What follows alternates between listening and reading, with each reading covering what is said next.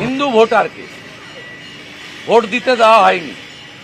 এ খুব অ্যালার্মিং। আমরা সংবিধানের হেডকে বলেছি, আমরা আজকে 100 জন যারা ভোট দিতে পারেননি, আঙুল দেখান আপনারা, হ্যাঁ আই কার্ড দেখান, আমরা 100 জনের বেশি নিয়ে এসেছিলাম।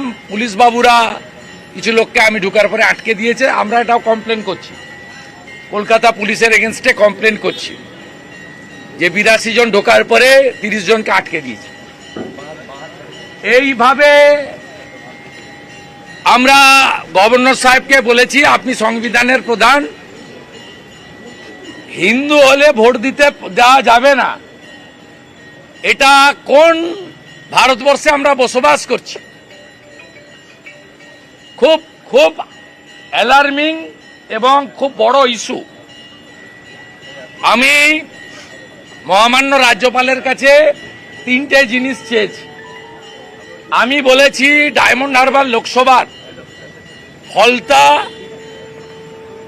ডায়মন্ড হারবার, ক্যানিং, মিনাখা, বাদুড়িয়া, হাড়োয়া আর 4টি উপনির্বাচনের যে কোনো হিন্দু গ্রামে বা রায়গঞ্জের যে কোনো একটা ওয়ার্ডে গিয়ে আমাদের এই অভিযোগের সত্যতাটা আপনি দেখে আসুন।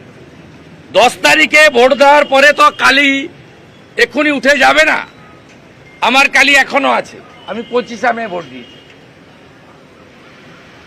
আমি রাজ্যপাল মহোদয়কে দ্বিতীয় বলেছি, আপনার কাছে আসছি, আপনি কড়া বলছেন, আপনি এমনকি রিপোর্ট চাইছেন। এই মুখ্যমন্ত্রীর এত উদ্ধত্ত, রিপোর্ট পর্যন্ত পাঠায় না। আমি একটা আরটিআইও করেছি, আরটিআইর উত্তর দেওয়ার পরে লিগ্যাল স্টেপ নেব। আমি বলেছি আমাদের এই যারা আপনার কাছে এসছে এদের সঙ্গে রাষ্ট্রপতি মহোদয়ের দেখা করার ব্যবস্থা আপনাকে করতে হবে। শ্রীমতী দ্রৌপদী মুর্মু মহোদয়া সংবিধানের প্রধান, মমতা তার 14 গোষ্ঠী আমাদের ভোট দেয়নি। ভোট দানের অধিকার দিয়েছে বাবা সাহেব আম্বেদকর। আমরা রাষ্ট্রপতি ভবনে এই যাদের ভোট দিতে দেয়নি তাদেরকে নিয়ে রাষ্ট্রপতি মহোদয়কে বলতে চাই, you are the constitutional head of our country. আপনি দেখুন পশ্চিমবঙ্গে কি চলছে। এই প্র্যাকটিস যদি বন্ধ না করেন, সব নির্বাচনে একই জিনিস করবে।